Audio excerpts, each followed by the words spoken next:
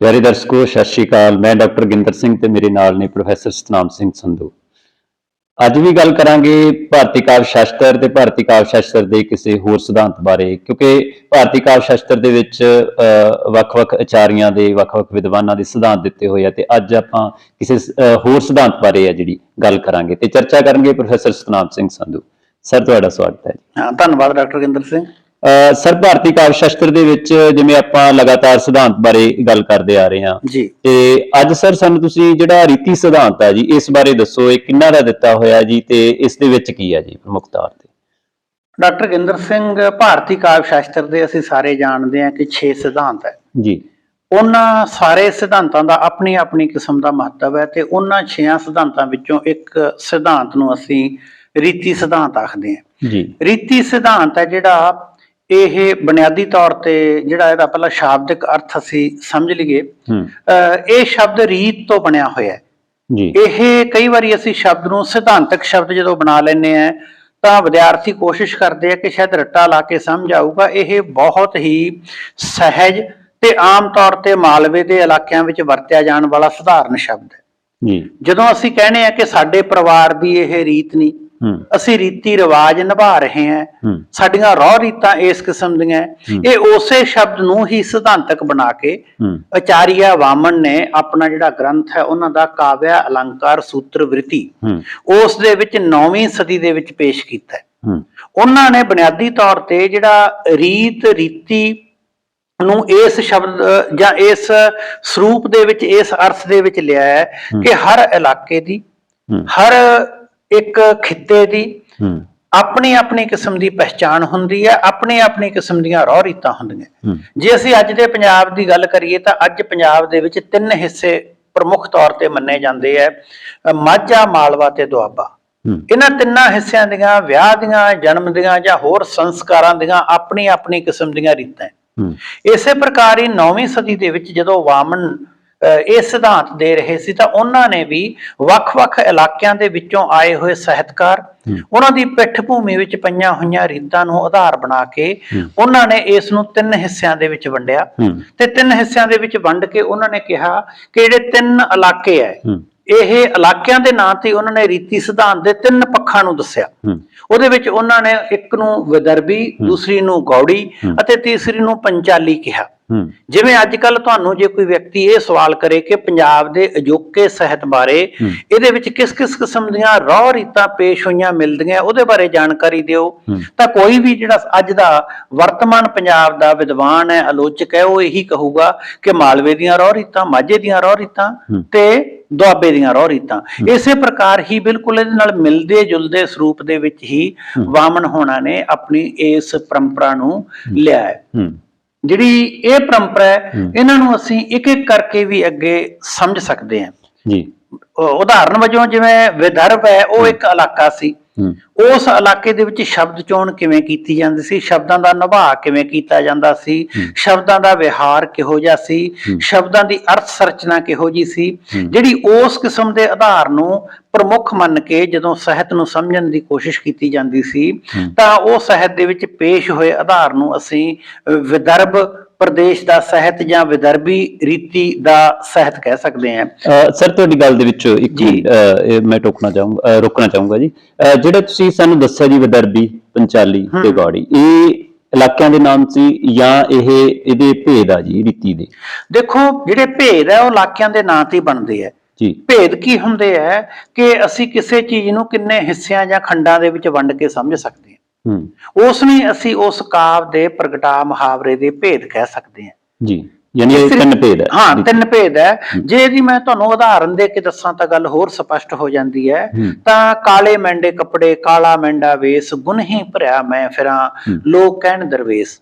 ਜਦੋਂ ਅਸੀਂ ਇਸ ਨੂੰ ਸਮਝਣ ਦੀ ਕੋਸ਼ਿਸ਼ ਕਰਦੇ ਹਾਂ ਤਾਂ ਅਸੀਂ ਤੁਰੰਤ ਕਹਿੰਦੇ ਹਾਂ ਕਿ ਲਹਿੰਦੇ ਪੰਜਾਬ ਦੀ ਭਾਸ਼ਾ ਹੈ ਜਿੱਥੇ ਅਸਾਡੜੇ, ਤੁਹਾਡੜੇ, ਮੈਂਡੇ, ਤੈਂਡੇ ਸ਼ਬਦ ਦਾ ਪ੍ਰਯੋਗ ਕੀਤਾ ਜਾਂਦਾ ਹੈ। ਇਸੇ ਪ੍ਰਕਾਰ ਹੀ ਜਿਹੜੇ ਵੱਖ-ਵੱਖ ਖਿੱਤੇ ਹੈ, ਜਿਵੇਂ ਅਸੀਂ ਆਮ ਤੌਰ ਤੇ ਕਹਿੰਦੇ ਹਾਂ ਕਿ ਜਿਹੜੀ ਸਾਡੀ ਬੋਲੀ ਹੈ ਉਹ ਪਹਿਲਾਂ ਤਾਂ 20 ਕੋਸ ਤੇ ਬਦਲਦੀ ਸੀ, ਹੁਣ ਸੰਚਾਰ ਦੇ ਸਾਧਨ ਹੋਣ ਕਰਕੇ ਇਸ ਨੂੰ ਵੱਡੇ ਖਿੱਤਿਆਂ ਦੇ ਵਿੱਚ ਅਸੀਂ ਵੰਡ ਕੇ ਦੇਖਦੇ ਹਾਂ ਤੇ ਉਹਦੇ ਵਿੱਚ ਕਿਸੇ ਵੀ ਬੰਦੇ ਦੀ ਬੋਲੀ ਦਾ ਆਧਾਰ ਅਟਕਾਓ, ਵਿਹਾਰ, ਸ਼ਬਦ ਚੋਣ, ਸ਼ਬਦਾਂ ਦਾ ਨਾਮਕਰਨ, ਕੁਝ ਧੁਨੀਆਂ ਨੂੰ ਦੱਬ ਕੇ ਬੋਲਣਾ, ਕੁਝ ਧੁਨੀਆਂ ਨੂੰ ਲਮਕਾ ਕੇ ਬੋਲਣਾ, ਇਹ ਹਰ ਇਲਾਕੇ ਦੇ ਆਪਣੀ ਆਪਣੀ ਕਿਸਮ ਦੇ ਬੋਲੀ ਦੇ ਭੇਦ ਹੈ ਜੀ। ਤੇ ਬੋਲੀ ਹੈ ਜਿਹੜੀ ਜਾਂ ਸਾਹਿਤ ਹੈ, ਸਮਾਜ ਦਾ ਦਰਪਣ ਹੁੰਦਾ ਹੈ। ਜੀ। ਜਿਸ ਕਿਸਮ ਦੀ ਬੋਲੀ ਭਾਸ਼ਾ ਸੀ ਸਾਡੇ ਇੱਕ ਦੂਜੇ ਨਾਲ ਸੰਚਾਰ ਸਮੇਂ ਵਰਤਦੇ ਆ, ਉਹੀ ਸਾਹਿਤ ਦੇ ਵਿੱਚ ਵਰਤਦੇ ਆ। ਇਸ ਕਰਕੇ ਜਦੋਂ ਅਸੀਂ ਸਾਹਿਤ ਦੇ ਵਿੱਚ ਕਿਸੇ ਵੀ ਰਚਨਾ ਨੂੰ ਉਸ ਦੇ ਇਲਾਕੇ ਦੇ ਆਧਾਰ ਤੇ ਸਮਝਣ ਦੀ, ਜਾਣਨ ਦੀ ਜਾਂ ਉਹਦਾ ਅਧਿਐਨ ਕਰਨ ਦੀ ਕੋਸ਼ਿਸ਼ ਕਰਦੇ ਆ, ਤਾਂ ਉੱਥੇ ਉਸ ਸਮੇਂ ਇਹਨਾਂ ਨਿਯਮਾਂ ਨੂੰ ਆਧਾਰ ਬਣਾਇਆ ਗਿਆ।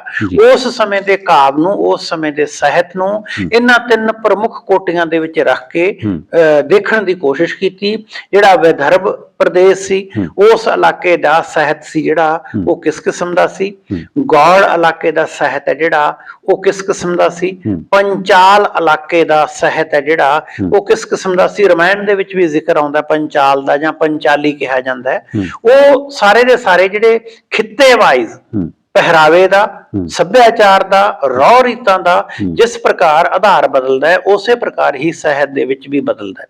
ਅੱਗੇ ਉਹਨਾਂ ਦੇ ਹੋਰ ਛੋਟੇ ਛੋਟੇ ਖੰਡ ਬਣਾਏ ਜਾਂਦੇ ਆ। ਹਰ ਰਹੁ ਰੀਤ ਦੇ ਵਿੱਚ ਅੱਗੇ ਛੋਟੇ ਹਿੱਸੇ ਹੁੰਦੇ ਆ। ਜਿਵੇਂ ਅਸੀਂ ਕਹਿ ਦਈਏ ਕਿ ਮਾਲਵੇ ਦੇ ਵਿੱਚ ਅੱਗੇ ਹੋਰ ਪੁਆਧੀ ਆ ਜਾਂਦੀ ਹੈ। ਇਹਦੇ ਵਿੱਚ ਹਾਂਜੀ ਖਿੱਤੇ ਬਣ ਜਾਂਦੇ, ਖਿੱਤੇ ਬਣ ਜਾਂਦੇ ਆ। ਜਾਂ ਸਾਡੇ ਕੋਲ ਸਾਬੋ ਆ ਜਾਂਦੀ ਹੈ। ਉਹ ਖਿੱਤਿਆਂ ਦੀ ਅੱਗੇ ਫਿਰ ਥੋੜਾ ਥੋੜਾ ਉਹਦੇ ਵਿੱਚ ਅਸੀਂ ਇਹ ਕਹਿ ਦਈਏ ਕਿ ਉਹਦੇ ਹੋਰ ਛੋਟੇ ਖੰਡ ਬਣ ਜਾਂਦੇ ਆ। ਇਸ ਪ੍ਰਕਾਰ ਜਦੋਂ ਅਸੀਂ ਰੀਤੀ ਦੀ ਗੱਲ ਕਰਦੇ ਹਾਂ ਤਾਂ ਉਹ ਇਹਨਾਂ ਤਿੰਨੇ ਆਧਾਰਾਂ ਨੂੰ ਮੁੱਖ ਰੱਖ ਕੇ ਮੰਨਿਆ ਜਾਂਦਾ ਹੈ। ਤੇ ਜਦੋਂ ਇਹਨੂੰ ਅੱਜ ਦੇ ਸਰੂਪ ਦੇ ਵਿੱਚ ਸਮਝਣਾ ਹੋਵੇ ਤਾਂ ਬਹੁਤੀ ਵਾਰੀ ਸੌਖੇ ਤਰੀਕੇ ਨਾਲ ਸਮਝਣ ਵਾਸਤੇ ਇਹਨੂੰ ਸ਼ੈਲੀ ਦੇ ਸਮਾਨ ਅਰਥ ਰੂਪ ਦੇ ਵਿੱਚ ਵੀ ਮੰਨ ਲੈਂਦੇ ਆ।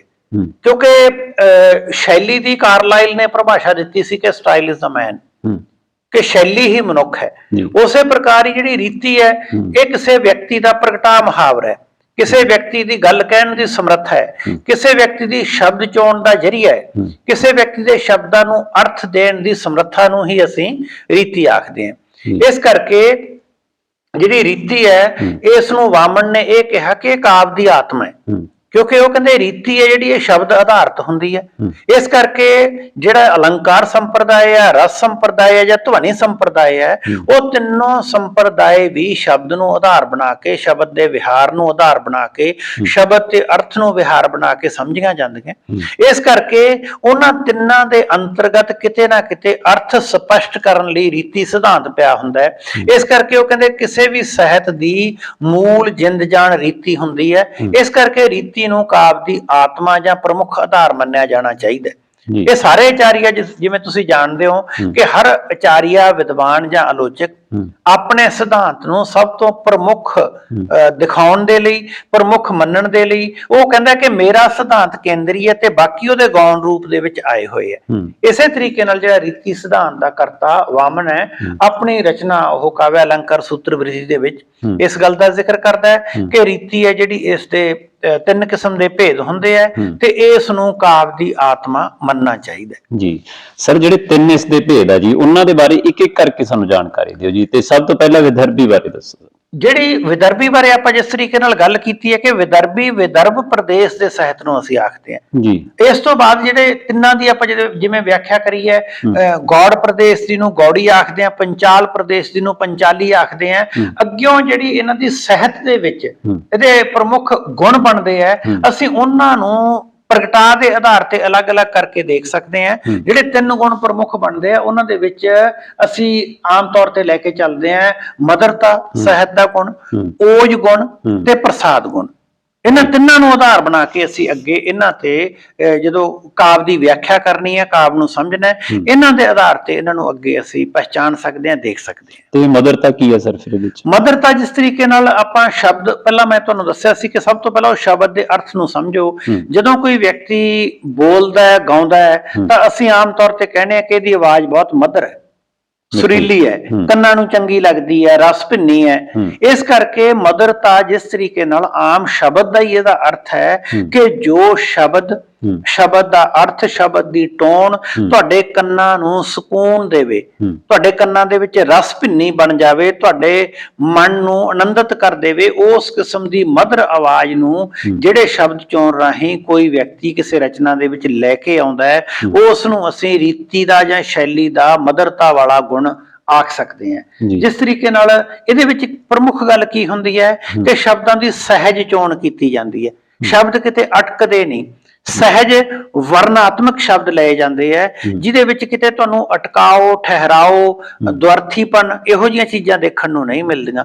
ਉਦਾਹਰਨ ਵਜੋਂ ਸਾਡਾ ਬਹੁਤ ਸਾਰਾ ਸੂਫੀ ਸਾਹਿਤ ਜਾਂ ਸਾਡਾ ਲੌਕਿਕ ਸਾਹਿਤ ਜਿਹੜਾ ਬੋਲੀਆਂ ਦੇ ਵਿੱਚ, ਲੋਕ ਗੀਤਾਂ ਦੇ ਵਿੱਚ ਪੇਸ਼ ਹੋਇਆ ਮਿਲਦਾ ਹੈ, ਉਹਦੇ ਵਿੱਚ ਸਾਨੂੰ ਕਿਤੇ ਨਾ ਕਿਤੇ ਲੈ ਆਤਮਿਕਤਾ ਤੇ ਮਧੁਰਤਾ ਜ਼ਿਆਦਾ ਮਿਲਦੀ ਹੈ। ਜਿਸ ਤਰੀਕੇ ਨਾਲ ਸ਼ਾਹ ਹੁਸੈਨ ਦੀ ਪੰਕਤੀ ਹੈ, ਸੱਜਣ ਦੇ ਹੱਥ ਬਾਂਹ ਸਾਡੀ ਕਿਉਂ ਕਰ ਆਖਾਂ ਛੱਡ ਵੇੜਿਆ, ਪੋਸਟੀਆਂ ਦੇ ਪੋਸਤ ਵਾਂਗੂ ਤੇਰਾ ਇਸ਼ਕ ਪਿਆ ਸਾਡੇ ਹੱਡ ਵੇੜਿਆ, ਜਾਂ ਦੁਨੀਆ ਦੇ ਦੁੱਖ ਦੇਖ ਦੇਖ ਦਿਲ ਦਬਦਾ ਦਬਦਾ ਜਾਂਦਾ ਹੈ। ਇਸੇ ਤਰੀਕੇ ਨਾਲ ਸਰਲ ਅਤੇ ਸਹਿਜ ਸ਼ਬਦਾਂ ਦੀ ਚੋਣ ਨੂੰ ਆਧਾਰ ਬਣਾ ਕੇ ਜਦੋਂ ਕਿ ਸਾਹਿਤਕਾਰ ਆਪਣੀ ਰਚਨਾ ਕਰਦਾ ਹੈ ਤਾਂ ਉਸ ਨੂੰ ਅਸੀਂ ਰੀਤੀ ਦੇ ਆਧਾਰ ਤੇ ਮਧੁਰਤਾ ਵਾਲਾ ਗੁਣ ਹੈ ਜਿਹੜਾ ਉਸ ਦਾ ਅਸੀਂ ਮੰਨ ਲੈਂਦੇ ਹਾਂ ਜੀ। ਤੇ ਓਜ ਵਾਲਾ ਗੁਣ ਸਰ?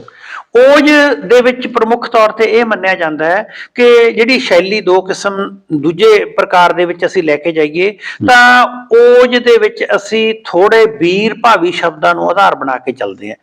ਜੋ ਰਚਨਾ ਪ੍ਰਗਟਾ ਸਮੇਂ ਵੀਰ ਭਾਵੀ ਅਰਥਾਂ ਦੀ ਸਿਰਜਣਾ ਕਰੇ, ਵੀਰ ਭਾਵੀ ਅਰਥਾਂ ਦੀ ਵਿਆਖਿਆ ਕਰੇ, ਵੀਰ ਰਸੀ ਭਾਵਾਂ ਨੂੰ ਦੂਸਰਿਆਂ ਤੱਕ ਲੈ ਕੇ ਜਾਵੇ, ਉਸ ਨੂੰ ਅਸੀਂ ਰਚਨਾ ਦਾ ਓਜ ਵਾਲਾ ਗੁਣ ਮੰਨਦੇ ਹਾਂ। ਫਰਜ਼ ਕਰ ਲਓ ਜੇ ਅੱਖਰਾਂ ਦੀ ਚੋਣ ਸਮੇਂ ਵਿਅਕਤੀ ਟਵਰਗ ਧੁਨੀਆਂ ਦੀ ਗੱਲ ਕਰਦਾ ਜਿਹ ਚ ਖੜਕਣ ਦੀ, ਟਣਕਣ ਦੀ, ਖੜਗ ਦੀ, ਧੜ ਦੀ, ਲੜਾਈ ਦੀ, ਇਸ ਕਿਸਮ ਦੀ ਗੱਲ ਜਿੱਥੇ ਆਉਂਦੀ ਹੈ, ਅਧਿਕ ਸ਼ਬਦ ਦਾ ਜ਼ਿਆਦਾ ਪ੍ਰਯੋਗ ਹੁੰਦਾ ਹੈ, ਉਸ ਨੂੰ ਅਸੀਂ ਇਹ ਕਹਿੰਦੇ ਆ ਕਿ ਇਹ ਓਜ ਨੂੰ ਆਧਾਰ ਬਣਾ ਕੇ ਪੇਸ਼ ਕੀਤਾ ਗਿਆ ਉਹ ਗੁਣ ਹੈ ਜਿਹੜਾ ਰੀਤੀ ਸਿਧਾਂਤ ਦੇ ਵਿੱਚ ਦਿੱਤਾ ਗਿਆ। ਯਾਨੀ ਸ਼ਬਦਾਂ ਦੇ ਉੱਪਰ ਬਲ ਜਿਹੜਾ ਜ਼ਿਆਦਾ ਬਲ, ਸ਼ਬਦਾਂ ਦੀ ਟੁਣਕਾਰਵੀਂ ਧੁਨੀ, ਸ਼ਬਦਾਂ ਦਾ ਖੜਕਵਾਂ ਜਿਹੜਾ ਮੁਹਾਵਰਾ ਹੈ, ਜਿਵੇਂ ਅਸੀਂ ਚੰਡੀ ਦੀ ਵਾਰ ਦੇ ਵਿੱਚ ਦੱਸਦੇ ਹਾਂ ਕਿ ਤੇਗਾਂ ਖੜਕਣ ਤੇ ਰਣ ਚੋਂ ਲੋਕ ਨਾ ਭੱਜਣ, ਸੂਰਮੇ ਉੱਠ ਉੱਠ ਕੇ ਸਾਹਮਣੇ ਆਉਣ, ਉਹ ਸਾਰੀਆਂ ਜਿਹੜੀਆਂ ਗੱਲਾਂ ਉਹ ਜਿਹੜੇ ਜਦੋਂ ਕਿਸੇ ਰਚਨਾ ਦੇ ਵਿੱਚ ਪੇਸ਼ ਹੁੰਦੀਆਂ ਤਾਂ ਉਸ ਨੂੰ ਵਾਮਨ ਨੇ ਕਿਹਾ ਕਿ ਰਚਨਾ ਦੇ ਓਜ ਦਾ ਗੁਣ ਹੈ। ਜਾਂ ਸਾਡਾ ਜੰਗਨਾਮਾ ਸ਼ਾਹ ਮੁਹੰਮਦ ਹੈ, ਉਸ ਦੇ ਵਿੱਚ ਵਾਰ-ਵਾਰ ਜਦੋਂ ਲੜਾਈ ਦੇ ਚਿੱਤਰ ਪੇਸ਼ ਕਰਨ ਦਾ ਜ਼ਿਕਰ ਆਉਂਦਾ ਹੈ ਤਾਂ ਉਸ ਦੇ ਵਿੱਚ ਅਸੀਂ ਕਹਿੰਦੇ ਹਾਂ ਕਿ ਇਸ ਕਿਸਮ ਦੀ ਰਚਨਾ ਹੈ ਜਿਹੜੀ, ਇਸ ਕਿਸਮ ਦੀ ਰਚਨਾ ਵਰਤਾਰਿਆਂ ਵਾਲੀ ਰਚਨਾ ਨੂੰ ਅਸੀਂ ਇਹ ਆਖ ਸਕਦੇ ਹਾਂ ਕਿ ਉਹ ਓਜ ਗੁਣ ਨੂੰ ਆਧਾਰ ਬਣਾ ਕੇ ਸਾਹਿਤ ਦੀ ਰਚਨਾ ਕੀਤੀ ਗਈ ਹੈ। ਤੇ ਇਹ ਜਿਹੜੀ ਸਾਡੀ ਰੀਤੀ ਕਾਵ ਹੈ ਉਹਦੇ ਅਨੁਸਾਰ ਸਾਹਿਤ ਦਾ ਦੂਸਰਾ ਗੁਣ ਹੈ ਜੀ। ਤੇ ਸਰ ਜਿਵੇਂ ਤੀਸਰੇ ਗੁਣ ਬਾਰੇ ਵੀ ਤੁਸੀਂ ਇਸ ਦੇ ਪ੍ਰਸਾਦ ਗੁਣ ਦੀ ਵੀ ਗੱਲ ਕਰ ਰਹੇ ਸੀ, ਤੇ ਉਹਦੇ ਵਿੱਚ ਫਿਰ ਕਿਸ ਤਰ੍ਹਾਂ ਦੀ ਸ਼ਬਦਾਵਲੀ ਜਾਂ ਸ਼ਬਦ ਆਉਂਦੇ ਆ?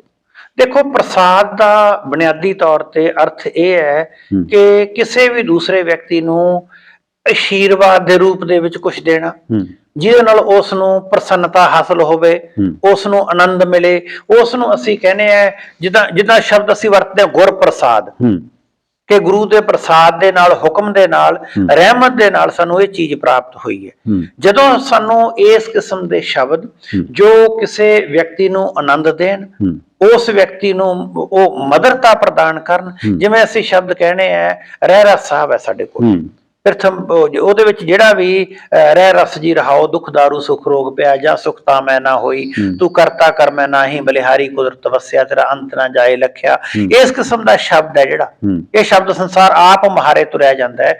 ਇਸ ਨੂੰ ਅਸੀਂ ਕਹਿੰਦੇ ਆ ਕਿ ਉਹ ਇਸ ਕਿਸਮ ਦੀ ਜਿਹੜੀ ਰੀਤੀ ਹੈ ਰਚਨਾ ਦੇ ਵਿੱਚ, ਰਚਨਾ ਦੀ ਪੇਸ਼ਕਾਰੀ ਹੈ, ਉਸ ਨੂੰ ਅਸੀਂ ਮੰਨਦੇ ਹਾਂ ਕਿ ਉਹ ਕਿਸੇ ਰਚਨਾ ਦਾ ਰੀਤੀ ਅਨੁਸਾਰ ਪ੍ਰਸਾਦ ਵਾਲਾ ਗੁਣ ਹੈ। ਬੁਨਿਆਦੀ ਤੌਰ ਤੇ ਜੇ ਅਸੀਂ ਥੋੜੇ ਜਿਹੇ ਇਸ ਨੂੰ ਅਜੋਕੇ ਸਾਹਿਤ ਦੇ ਰੂਪ ਦੇ ਵਿੱਚ ਗੱਲ ਕਰੀਏ ਤਾਂ ਜਿਸ ਰਚਨਾ ਦੇ ਵਿੱਚ ਰੱਤੀ ਭਾਵ, ਪ੍ਰੇਮ ਭਾਵ, ਖੂਬਸੂਰਤੀ ਨੂੰ ਚਿਤਰਨ ਦਾ ਭਾਵ ਜਗਾਇਆ ਜਾਵੇ, ਉਸ ਨੂੰ ਅਸੀਂ ਮਧੁਰਤਾ ਵਾਲਾ ਸਾਹਿਤ ਆਖ ਸਕਦੇ ਹਾਂ। ਜਿੰਨੀ ਵੀ ਸਾਡੀ ਰੋਮਾਂਟਿਕ ਪੋਇਟਰੀ ਹੈ ਆਧੁਨਿਕ ਸਮੇਂ ਦੀ, ਉਹ ਸਾਰੇ ਦੇ ਸਾਰੇ ਨੂੰ ਅਸੀਂ ਇਹ ਕਹਿ ਸਕਦੇ ਹਾਂ ਕਿ ਵਾਮਨ ਦੇ ਸਿਧਾਂਤ ਅਨੁਸਾਰ ਉਹ ਕਾਵ ਦਾ ਰੀਤੀ ਅਨੁਸਾਰ ਮਧੁਰਤਾ ਵਾਲਾ ਗੁਣ ਹੈ। ਦੂਸਰਾ ਪੱਖ ਆ ਜਾਂਦਾ ਜਿੰਨਾ ਸਾਡਾ ਵੀਰ ਕਾਵ ਆ ਜਾਂਦਾ, ਜਿੰਨਾ ਸਾਡਾ ਵਾਰ ਕਾਵ ਆ ਜਾਂਦਾ। ਸਾਡੇ ਵੀਰ ਕਾਵ ਤੇ ਵਾਰ ਕਾਵ ਜਿੱਥੇ ਟਣਕਾਰ ਵਾਲੀਆਂ ਧੁਨਾਂ, ਵੀਰ ਰਸੀ ਭਾਵਾਂ ਨੂੰ ਆਧਾਰ ਬਣਾ ਕੇ ਗੱਲ ਕੀਤੀ ਜਾਂਦੀ ਹੈ, ਉਸ ਨੂੰ ਅਸੀਂ ਗਿਣ ਦਿੰਦੇ ਹਾਂ ਕਿ ਇਹ ਰੀਤੀ ਕਾਵ ਅਨੁਸਾਰ ਓਜ ਵਾਲਾ ਸਾਹਿਤ ਹੈ। ਤੇ ਤੀਸਰਾ ਜਿਹੜਾ ਸਾਡਾ ਗੁਰਮਤਿ ਸਾਹਿਤ ਹੈ, ਸਾਡੀ ਸੂਫੀਆਂ ਦੀ ਪੋਇਟਰੀ ਹੈ, ਬਹੁਤ ਸਾਰਾ ਸਾਡਾ ਲੋਕ ਸਾਹਿਤ ਹੈ ਜਿਹਦੇ ਵਿੱਚ ਸ਼ਬਦ ਕਿਤੇ ਅਟਕਦੇ ਨਹੀਂ, ਸ਼ਬਦਾਂ ਦੀ ਬਹੁਤ ਸਹਿਜ ਚੋਣ ਕੀਤੀ ਜਾਂਦੀ ਹੈ। ਸ਼ਬਦ ਹੈ ਜਿਹੜੇ ਉਹ ਬਹੁ ਅਰਥੀ ਨਹੀਂ ਹੁੰਦੇ, ਉਹ ਬੜੇ ਸਾਦੇ ਤਰੀਕੇ ਨਾਲ ਸਮਝ ਆਉਣ ਵਾਲੇ ਹੁੰਦੇ ਆ। ਰੋਟੀ ਮੇਰੀ ਕਾਠ ਕੀ ਲਾਵਣ ਮੇਰੀ ਭੁੱਖ, ਜਿਨ੍ਹਾਂ ਖਾਧੀਆਂ ਚੋਪੜੀਆਂ ਘਣੇ ਸਹਿਣਗੇ ਦੁੱਖ। ਜਾਂ ਜਨ ਲੈਣ ਜਗ ਲੋਇਨ ਜਗ ਮੋਇਆ ਸੋ ਲੈਣ ਮੈਂ ਡਿੱਠ, ਕੱਜਲ ਰੇਖਣਾ ਸਹਿੰਦੀਆਂ ਪੰਛੀ ਸੂਨ ਬਿਹਟ, ਸੋਈ ਸਰਵਰ ਢੂੰਡ ਲਾ ਜਿੱਥੋਂ ਲੱਭੇ ਵੱਥ, ਛੱਪੜ ਢੂੰਡੇ ਕਿਆ ਮਿਲੇ ਚਿੱਕੜ ਡੁੱਬੇ ਹੱਥ। ਇਹ ਉਹ ਹੈ, ਉਸ ਕਿਸਮ ਦਾ ਸਾਹਿਤ ਹੈ, ਉਸ ਕਿਸਮ ਦਾ ਕਾਵ ਹੈ ਜਿਹੜਾ ਤੁਹਾਨੂੰ ਆਨੰਦ ਦਿੰਦਾ ਹੈ, ਤੁਹਾਨੂੰ ਪ੍ਰਸਾਦ ਦੇ ਰੂਪ ਦੇ ਵਿੱਚ ਪ੍ਰਾਪਤ ਹੁੰਦਾ ਹੈ, ਤੁਹਾਨੂੰ ਸ਼ਾਂਤੀ ਪ੍ਰਦਾਨ ਕਰਦਾ ਹੈ। ਇਸ ਨੂੰ ਰਚਨਾ ਦਾ ਪ੍ਰਸਾਦੀ ਗੁਣ ਮੰਨਿਆ ਜਾਂਦਾ ਹੈ। ਇਸ ਪ੍ਰਕਾਰ ਜੇ ਅਸੀਂ ਰੀਤੀ ਸਿਧਾਂਤ ਨੂੰ ਸਮੁੱਚੇ ਤੌਰ ਤੇ ਸਮਝਣਾ ਹੋਵੇ ਤਾਂ ਅਸੀਂ ਇਹ ਕਹਿ ਸਕਦੇ ਹਾਂ ਕਿ ਵਾਮਨ ਨੇ ਕਾਵਿ ਅਲੰਕਾਰ ਸੂਤਰ ਦੇ ਵਿੱਚ 9ਵੀਂ ਸਦੀ ਦੇ ਵਿੱਚ ਇਹ ਆਪਣਾ ਸਿਧਾਂਤ ਦਿੱਤਾ। ਇਸ ਸਿਧਾਂਤ ਦਾ ਮੂਲ ਅਰਥ ਇਹ ਬਣਦਾ ਹੈ ਕਿ ਜਿਸ ਪ੍ਰਕਾਰ ਆਧੁਨਿਕ ਸਮੇਂ ਦੇ ਵਿੱਚ ਸਾਹਿਤ ਦੇ ਵਿੱਚ ਸ਼ੈਲੀ ਨੂੰ ਮੰਨਿਆ ਜਾਂਦਾ ਹੈ, ਪ੍ਰਗਟਾ ਮੁਹਾਵਰੇ ਨੂੰ ਮੰਨਿਆ ਜਾਂਦਾ ਹੈ, ਇਸੇ ਪ੍ਰਕਾਰ ਹੀ ਵੱਖ-ਵੱਖ ਇਲਾਕਿਆਂ ਦੇ ਲੋਕਾਂ ਦਾ 9ਵੀਂ ਸਦੀ ਵਿੱਚ ਜੋ ਰਚਨਾ ਨੂੰ ਪ੍ਰਗਟਾ ਦਾ ਮੁਹਾਵਰਾ ਸੀ ਉਸ ਨੂੰ ਰੀਤੀ ਕਿਹਾ ਗਿਆ। ਅਤੇ ਉਹਨਾਂ ਉਸ ਸਮੇਂ ਜਿਸ ਨੂੰ ਵਾਮਨ ਨੇ ਆਪਣੇ ਚਿੰਤਨ ਦਾ ਆਧਾਰ ਬਣਾਇਆ, ਉਹ 3 ਪ੍ਰਦੇਸ਼ਾਂ ਨੂੰ ਆਧਾਰ ਬਣਾ ਕੇ ਆਪਣਾ ਅਧਿਐਨ ਕੀਤਾ, ਜਿਹਦੇ ਵਿੱਚ ਉਹਨਾਂ ਨੇ ਵਿਦਰਭੀ ਇਲਾਕੇ ਨੂੰ, ਗੌੜੀ ਤੇ ਪੰਚਾਲ ਦੇ ਇਲਾਕੇ ਨੂੰ ਆਧਾਰ ਬਣਾ ਕੇ ਆਪਣੀ ਰਚਨਾ ਦਿੱਤੀ, ਜਿਹਦੇ ਬਾਰੇ ਆਪਾਂ ਗੱਲ ਕਰ ਚੁੱਕੇ ਹਾਂ। ਤੇ ਅਖੀਰ ਦੇ ਵਿੱਚ ਜਿਹੜੇ ਰੀਤੀ ਕਾਵ ਦੇ ਗੁਣ ਹੈ ਉਹਨਾਂ ਬਾਰੇ ਆਪਾਂ ਗੱਲ ਕੀਤੀ ਹੈ ਕਿ ਜਿਹੜਾ ਸਾਡਾ ਸਮੁੱਚੇ ਦਾ ਸਮੁੱਚਾ ਸਾਹਿਤ ਹੈ, ਬੁਨਿਆਦੀ ਤੌਰ ਤੇ ਉਸ ਨੂੰ ਜੇ ਅਸੀਂ ਵੱਡੇ ਪੱਧਰ ਤੇ ਵੰਡੀਏ ਤਾਂ 3 ਹਿੱਸਿਆਂ ਦੇ ਵਿੱਚ ਹੀ ਵੰਡਿਆ ਜਾਂਦਾ ਹੈ। ਜਾਂ ਉਸ ਦੇ ਵਿੱਚ ਪ੍ਰੇਮ ਵਾਲੇ ਭਾਵ ਹੁੰਦੇ ਆ, ਜਾਂ ਉਸ ਦੇ ਵਿੱਚ ਗੁੱਸੇ ਜਾਂ ਵੰਗਾਰ ਵਾਲੇ ਭਾਵ ਹੁੰਦੇ ਆ, ਤੇ ਜਾਂ ਉਸ ਦੇ ਵਿੱਚ ਪ੍ਰਮੁੱਖ ਤੌਰ ਤੇ ਆਨੰਦ ਵਾਲੇ ਭਾਵ ਹੁੰਦੇ ਆ। ਇਸ ਲਈ ਕਿਹਾ ਜਾ ਸਕਦਾ ਹੈ ਕਿ ਜੇ ਕਿਸੇ ਵੀ ਰਚਨਾ ਨੂੰ, ਸਾਹਿਤ ਨੂੰ ਠੀਕ ਤਰੀਕੇ ਨਾਲ ਸਮਝਣਾ ਹੈ ਤਾਂ ਜਿਹੜਾ ਵਾਮਨ ਦਾ ਰੀਤੀ ਸਿਧਾਂਤ ਹੈ ਇਹ ਸਾਨੂੰ ਆਧੁਨਿਕ ਸਾਹਿਤ ਨੂੰ ਸਮਝਣ ਵਾਸਤੇ ਵੀ ਆਲੋਚਨਾਤਮਕ ਅੰਤਰਦ੍ਰਿਸ਼ਟੀਆਂ ਪ੍ਰਦਾਨ ਕਰਦਾ ਹੈ। ਜੀ ਸਰ, ਤੁਸੀਂ ਰੀਤੀ ਸਿਧਾਂਤ ਦੇ ਬਾਰੇ, ਚਾਹੇ ਉਸ ਦੇ ਭੇਦ ਆ ਜੀ, ਚਾਹੇ ਇਸ ਦੇ ਕਾਵ ਗੁਣ, ਇਹਨਾਂ ਦੇ ਬਾਰੇ ਸਾਨੂੰ ਜਾਣਕਾਰੀ ਦਿੱਤੀ। ਤੁਹਾਡਾ ਬਹੁਤ ਧੰਨਵਾਦ ਸਰ। ਧੰਨਵਾਦ ਡਾਕਟਰ ਗਿੰਦਰ ਸਿੰਘ। ਤੇ ਪਿਆਰੇ ਦਰਸ਼ਕੋ, ਜਿਵੇਂ ਰੀਤੀ ਦੇ ਵਿੱਚ ਵੱਖ-ਵੱਖ ਸਰ ਹੋਰਾਂ ਨੇ ਉਹਨਾਂ ਦੇ ਭੇਦਾਂ ਦੀ ਗੱਲ ਕੀਤੀ ਹੈ ਤੇ ਕਾਵ ਗੁਣਾਂ ਦੀ ਗੱਲ ਕੀਤੀ ਹੈ, ਜਿਸ ਦੇ ਵਿੱਚ ਮਧੁਰਤਾ, ਓਜ ਵਾਲਾ ਗੁਣ ਹੈ, ਜਿਸ ਦੇ ਵਿੱਚ ਆਨੰਦ ਵਾਲਾ ਗੁਣ ਹੈ ਤੇ ਜਿਸ ਦੇ ਵਿੱਚ ਵੀਰਤਾ ਵਾਲਾ, ਇਹਨਾਂ ਸਾਰੀਆਂ ਗੱਲਾਂ ਦੇ ਬਾਰੇ ਸਰ ਹੋਰਾਂ ਨੇ ਸਾਨੂੰ ਜਾਣਕਾਰੀ ਦਿੱਤੀ। ਤੇ ਉਮੀਦ ਹੈ ਤੁਹਾਨੂੰ ਇਹ ਵੀ ਜਿਹੜੀ ਵੀਡੀਓ ਆ ਤੁਹਾਡੇ ਲਈ ਲਾਹੇਵੰਦ ਸਿੱਧ ਹੋਵੇਗੀ। ਤੇ ਬਹੁਤ ਧੰਨਵਾਦ। ਸਤਿ ਸ਼੍ਰੀ ਅਕਾਲ।